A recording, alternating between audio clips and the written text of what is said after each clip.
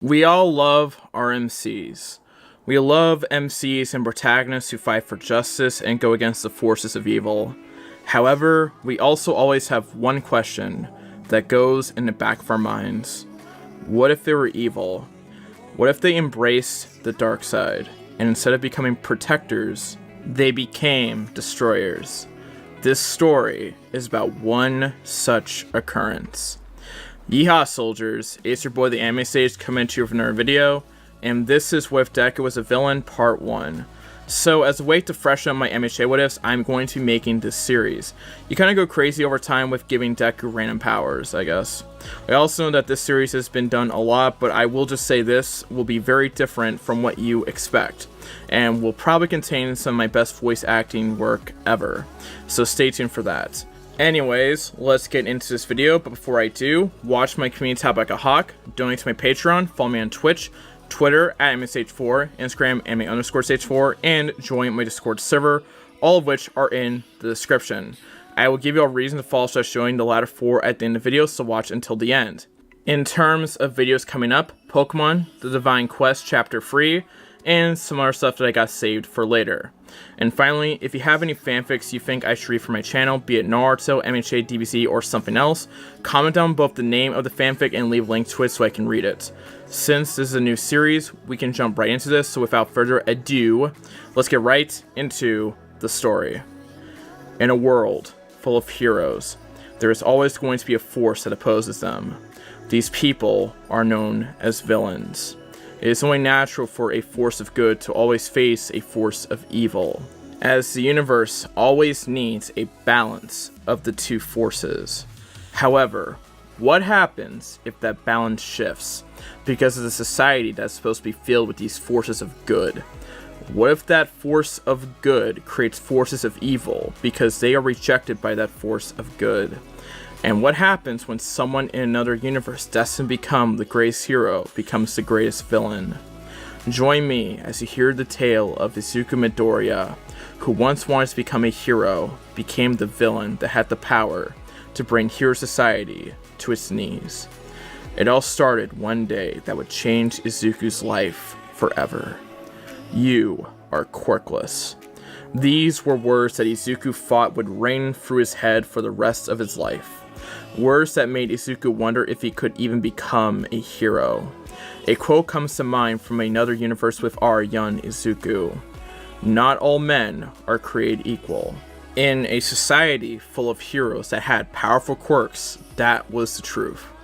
Heck, if you didn't have a quirk in general, you might as well kiss all your hopes and dreams goodbye.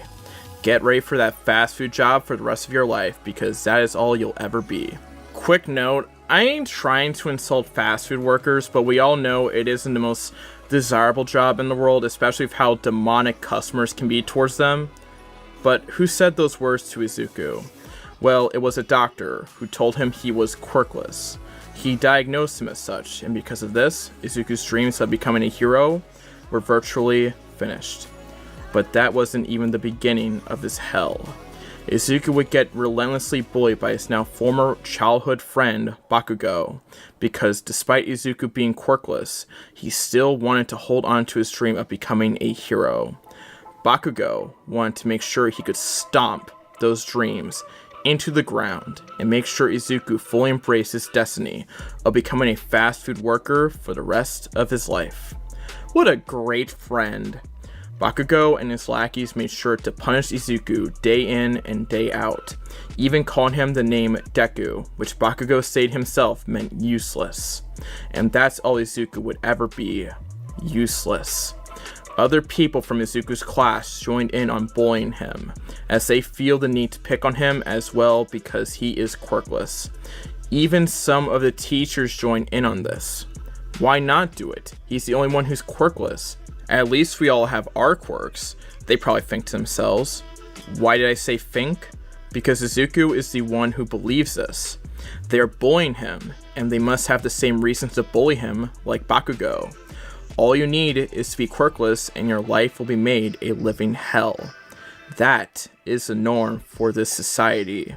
And that is the norm for someone like Izuku, not just because he is quirkless, but because he still holds on to those same foolish dreams.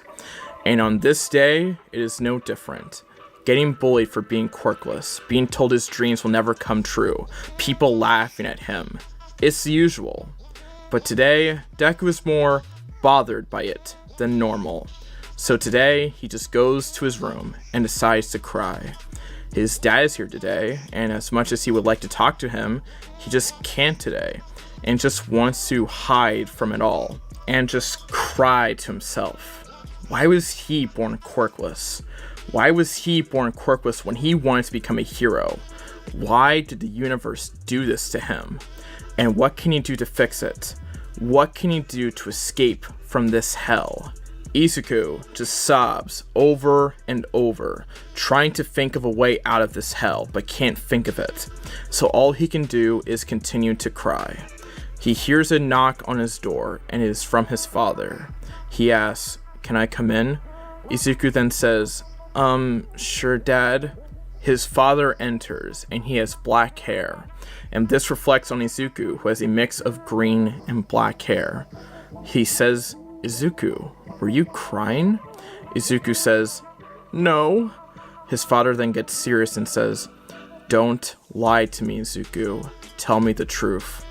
Izuku then says, "Alright, I was crying." His father asks, "Why were you crying?"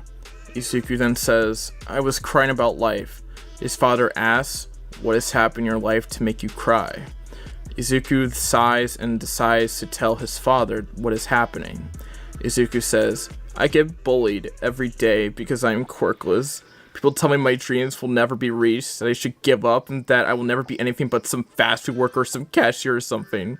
And it hurts. It hurts so much. I don't know if I can take it anymore, Dad. I just don't know." Izuku's father looks at his son, as Izuku looks down and is crying. If he wasn't crying, he would have seen something form on his father's face. A sinister smile. His father asks, "And what do you want to do to those people?" Izuku looks up at his father and asks, "What do you mean?" His father responds with, "What do you want to do to the people who want to make your life a living hell?" Izuku ponders for a second until he says, "I always try to keep these emotions to myself, but every day after I get bullied, I think to myself how badly I want to hurt those people. I think about it every waking day and night. I have dreams about hurting them so badly. Their screams, the only sound they can make as they hurt them more and more. Yes, that's what I want the most. To hear them scream. I want to one day make them scream in pain and agony. Then maybe they will understand my pain. Maybe then they will regret what they did to me." Izuku's father grins evilly and asks, "How badly do you want to act on those emotions?" Izuku thinks for a bit and says, "I know I probably shouldn't say this, but really badly. I want to hear their screams." Izuku's father smiles and says, "Come with me, so I can help you one day achieve that dream." Izuku nods, and Izuku's father will say, "Goodbye, Inko. I'm gonna take little Izuku out to a restaurant to cheer him up." Inko smiles and says, "Okay, thanks, honey." Izuku's father takes Izuku to his favorite place to eat, KFC. By the way, second note, I am not joking about that. KFC in Japan has absolutely exploded. I don't know what they're doing over there differently, but I know it is definitely better than whatever garbage the KFC over the United States has become. Anyways, as Izuku and his father get their meals, Izuku's father says, "I'm going to tell you something, but you need to promise to stay quiet about it." Izuku nods, and then his dad says, "The truth of the matter is, you were given the diagnosis of being quirkless. However, the truth is that you are not." Izuku's eyes line up and he says, very loudly, "Really?" His father then says, "Shh, I forgot to mention this, but also keep your voice down as I am telling you all this." Izuku nods and his father continues, "The doctor did give you a quirkless diagnosis, but he actually works for me. I told him to diagnose you as quirkless." Izuku gets a bit angry as he starts realizing his own father is the one responsible for his hell. He says, "Why? Why would you do that?" Izuku's father then says, "To give you a reality of what this society is like. What happened after you were diagnosed as quirkless?" Izuku thinks for a bit and realizes what his father is trying to tell him. His father then says, "You are starting to get it, huh? You were treated differently because you were quirkless. Your dreams of becoming a hero were spat upon, and you are in the hell you're in now, all because you were deemed quirkless. It is easy to blame me for telling the doctor to diagnose you as quirkless, but what about the people who create your hell for being quirkless? Why must you be treated differently because you are quirkless? Why must you be put in your current hell all because you are quirkless?" Izuku thinks for a bit and says, "I shouldn't be, but I was. I want to blame you for this, but I was put in this hell by people who saw me as inferior because I didn't have a quirk. I guess I hate everyone because of this. I hate you, I hate my classmates, I hate my teachers, I hate everything." Izuku's father nods and says, "Good. Let the hatred and anger you have flow through you. Let it consume you. The truth is that you are angry at society. You will understand more and more as you get older, but your society at this moment in time is the reason for your suffering. It is the main reason why you went through this hell.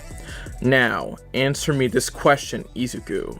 Are you gonna just accept this fact and continue on with your life, or are you gonna do something about it?"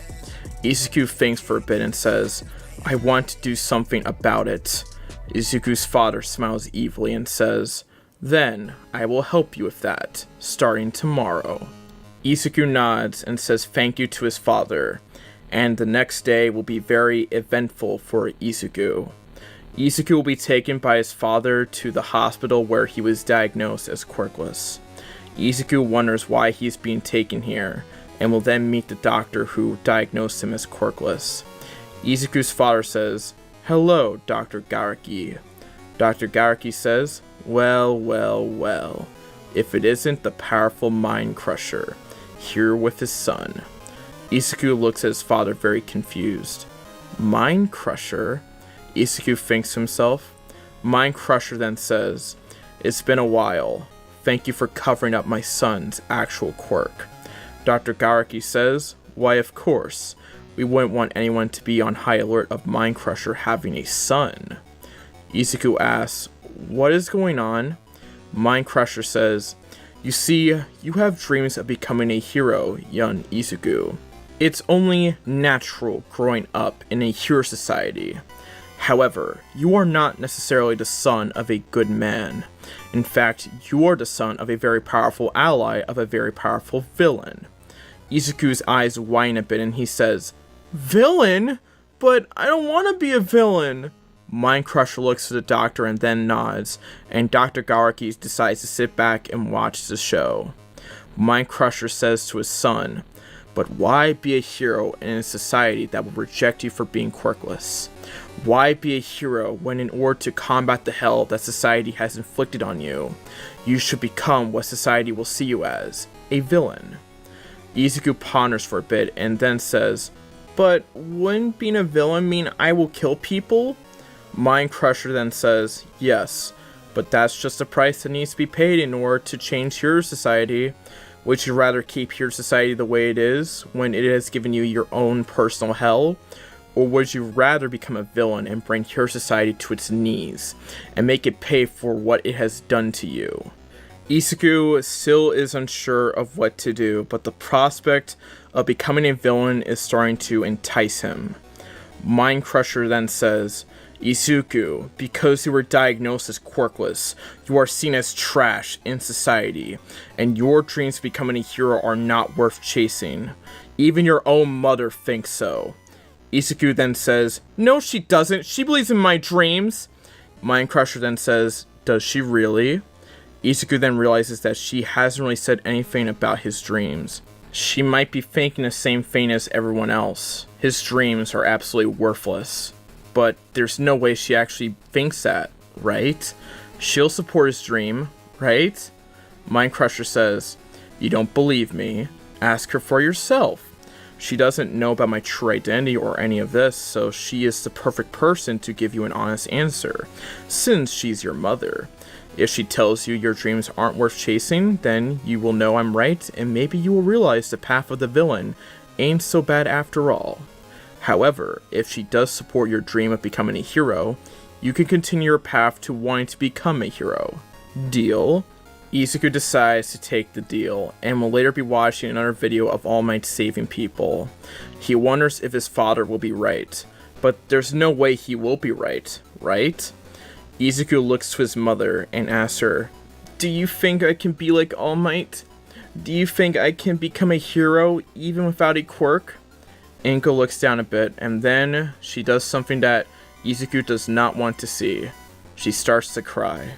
And then she says the words that will start Izuku's path to the darkness. "I'm sorry, Izuku." She then hugs her son, trying to comfort him. This tells Izuku everything. Even his own mom doesn't believe in him. She thinks the same things as Bakugo, his classmates, and his teachers. He cannot become a hero. She's not as hateful as everyone else, but she too thinks his dreams are pointless like everyone else. Mind Crusher was right, and that's when he realizes that everyone must pay. Bakugo must pay. His classmates must pay. His teachers must pay. His own mother must pay. But most of all, this hero society must pay. If society can cause Izuku to go for a living hell, and even cause his own mother to not believe in his hopes and dreams, then this hero society must fall. It must pay for what it has done to him, and he will make sure that hero society one day falls to its knees and turns to ash. "They will pay," Izuku says to himself. "They will all pay!" Izuku will go to the doctor's office with his father the next day, and on the way he says, "You were right, Dad. She didn't believe in me. My own mother didn't believe in my dream." Mind Crusher smiles evilly. He then says, "I told you. Now, what do you want to do about it?" Izuku says, "I want to become a villain, and one day bring society down to its knees. Everyone and everything shall fall to me, and I will make sure of it." Mind Crusher smiles and says, "Good, because now is a good time to tell you about your quirk, though Dr. Gauraki has the most information on it." Izuku nods and then will head into the doctor's office. Dr. Gauraki says to Mind Crusher, "Is he ready?" Mind Crusher then says, Yes he is." Gauraki says, "Alright, young Izuku, I think it's time I tell you about your quirk." Izuku nods and Gauraki says, "Well, you have a very powerful quirk. You seem to have a more advanced quirk than your father." Izuku then says, "What is my father's quirk?" Gauraki says, "Well, your father has a mind quirk, where he has the ability to either control or destroy anyone's mind. Literally. It's why he has become a villain that has a very high reward on him, because he can kill anyone with his quirk, except those who are stronger than him. Over time, as he has aged, he has gotten weaker, and he is in need of a successor to restart his reign of terror. That is you, with your quirk." Izuku then says, "What does it do?" Gauraki says, "It serves the same purpose as your dad's quirk, but because of your mother's telekinesis quirk, it has become something even more powerful. Not only can you crush anyone's mind and control them, but you can do a lot more than he ever could. You can create your own field around you and fly. You can float objects, create a field around you to protect yourself, and so much more. You will definitely be stronger than your father, no doubt about it." Izuku is pretty happy to hear this, and then Mind Crusher says, "And both me and Gauraki will be making sure you train yourself to the point you can be the strongest you can be." Izuku nods, and Mind Crusher will say, Once you get to that point, you will become strong enough to start your revenge. And once you start your revenge, no one will be able to stop you. Not even All Might. Izuku's eyes widen, and he knows he cannot wait to get started on this training. And for the next decade, up until he reaches 14, he will train to become as strong as possible. He will be hiding his quirk from everyone, including his own mother, because his father told him to. And he is also told to take note of his treatment as he gets older. He will realize that his treatment does not change at all, even as he gets older. He sees that even as he gets older, the treatment is still harsh. Izuku cannot wait until the day he can start his reign of terror. In a couple of days till the final day of middle school, his training is complete. There is only one thing he has left to do: kill someone. And Izuku starts with some small fry. He is following one of his classmates named Onoki, and he is waiting for the opportunity to kill him. He's wearing a hood, making sure he is not recognized. Onoki goes into an alley he routinely uses to get home. Onoki then realizes someone is following him and looks at this hooded person. He says, "Who are you?" Izuku doesn't say anything and just lifts his hand. Onoki then starts to feel pain in his head. He then drops to his knees and he will start screaming. Izuku then says, "Scream. Scream more for me." Onoki begs for him to stop, but he doesn't stop. Izuku then eventually decides to end it, and then closes his hand. Onoki's mind is crushed, and Onoki drops dead, blood pouring out of his ears. Izuku contemplates his choices in life. Was this really worth it? Was it really worth killing this kid? Yes it was. He needed to pay for making his life a living hell, just like everyone else. And he will only be the beginning. Izuku walks to the doctor's office and will tell Garaki that he has done it. Dr. Garaki smiles and says, "Good job.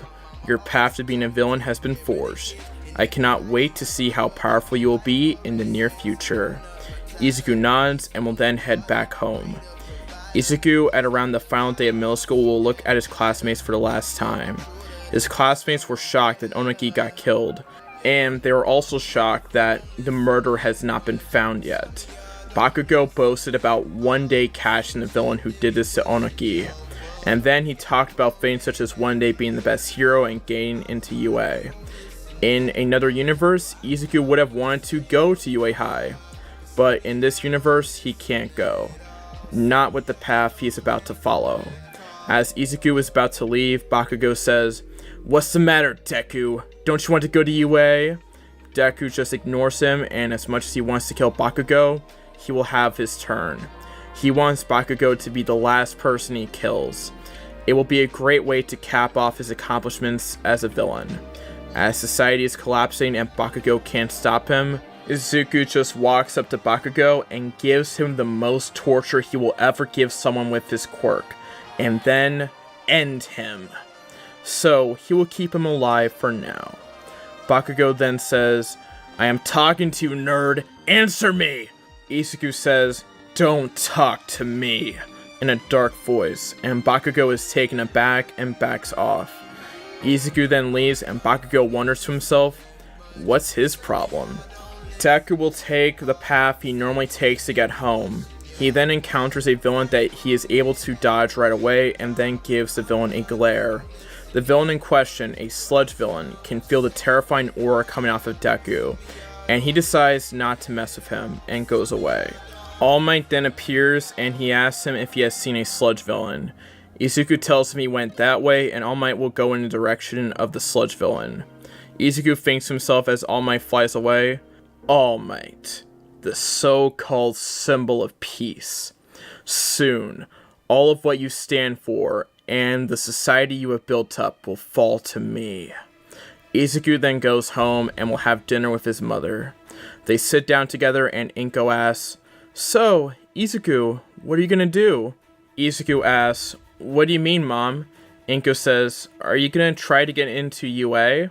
Izuku shakes his head and says, "I don't think so. It's like they all say, I can't become a hero without a quirk, so why should I even try?" Inko nods sadly and says, I'm so sorry, Izuku. I know how much you wanted to become a hero, but what you are saying is the truth. You can't become a hero without a quirk. Izuku nods and says, I thank you for helping me realize that.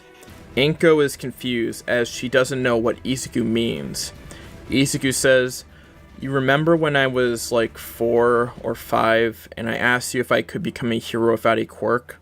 Inko then realizes what Izuku means and she says, look, I know it was not what you wanted to hear, and I would have wanted more than anything for you to be able to accomplish your dreams. But it's just how the world works. You either have a quirk or you don't. And if you don't, you might as well say goodbye to those dreams. Izuku then sits back in his chair and says, good thing I have found another path in life.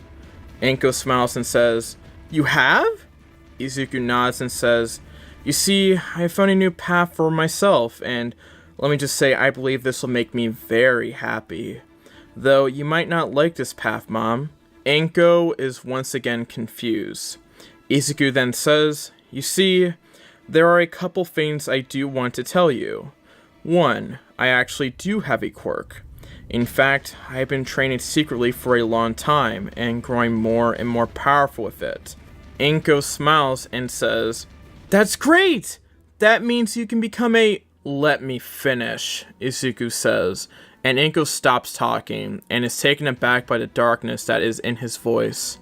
Izuku then says, 2, I no longer want to become a hero despite having a quirk. In fact, I'm more interested in a different path. A path of darkness. Inko then says, path of darkness? What do you... Wait, Izuku, you can't! Izuku then says, why not? I think it suits me better seeing as I am the son of a villain. Inko then says, what do you mean, Izuku? Your family contains no villains! None! That would be incorrect, Inko, a familiar voice says.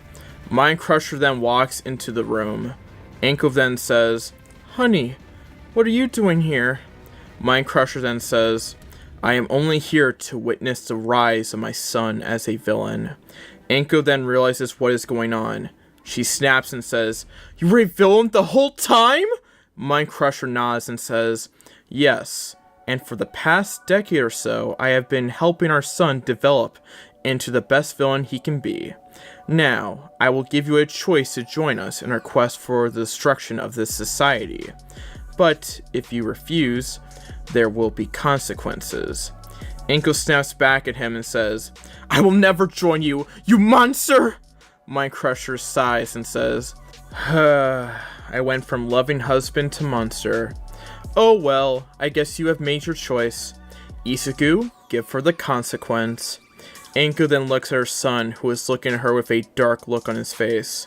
Inko looks at her son, terrified of what's to come. She pleads, no, please, Izuku, please don't do this! But her pleas are unheard as Izuku lifts up his hand. Inko then screams and screams and screams as the pain in her head is unbearable. Izuku then closes his hand and Inko drops to the floor, limp, blood starting to pour from her ears.